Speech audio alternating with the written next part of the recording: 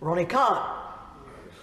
Thank you very much, Madam Deputy Speaker. It's a rare privilege for me to rise in this place and follow two such magnificent speeches from across these benches.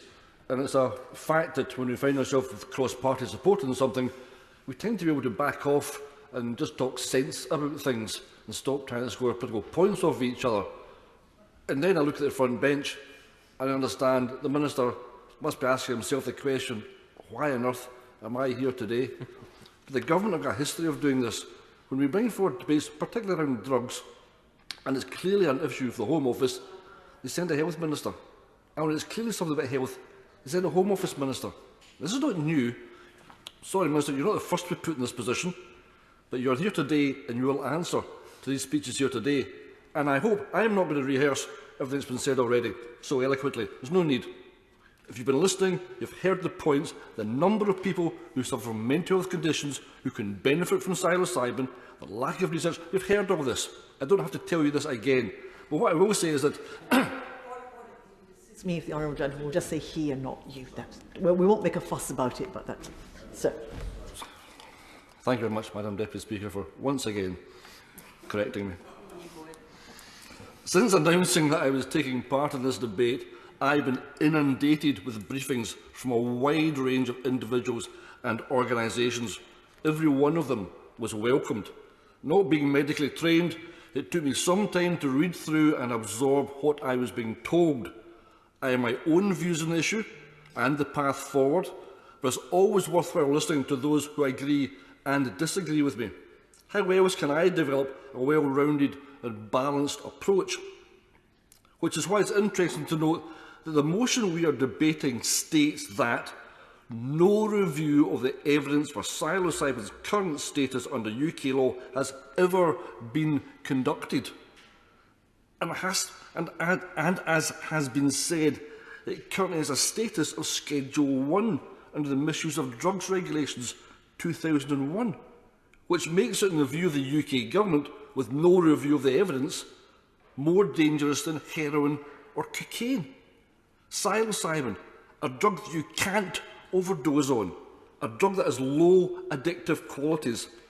We have legislation based on preconceptions rather than evidence. It's nonsensical.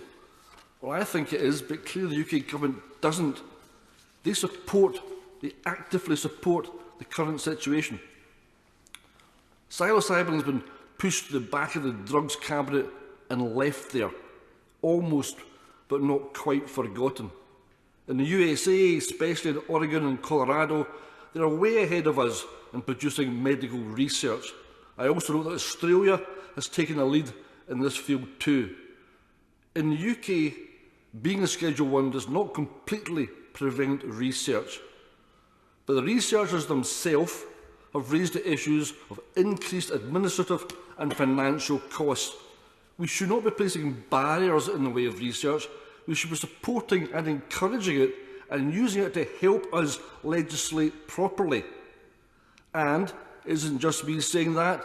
This month, the Royal College of Psychiatrists wrote to the Minister of State for Crime, Policing and Fire, calling for the same change as we have in this motion.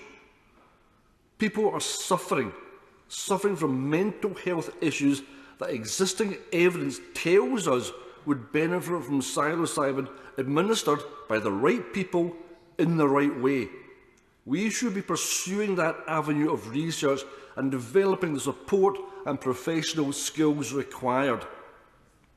And finally, I hope before the Minister responds that he considers that this motion is not about recreational use.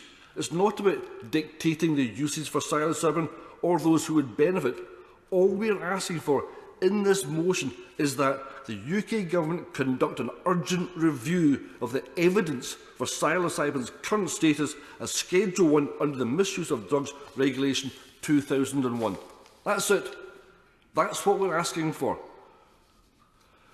This would allow better opportunities for the required medical research to be completed. That research will help us provide appropriate medical support for those suffering from a range of conditions. Why would the UK Government not want this? Why would they continue to obstruct the research? I look forward to the Minister's response.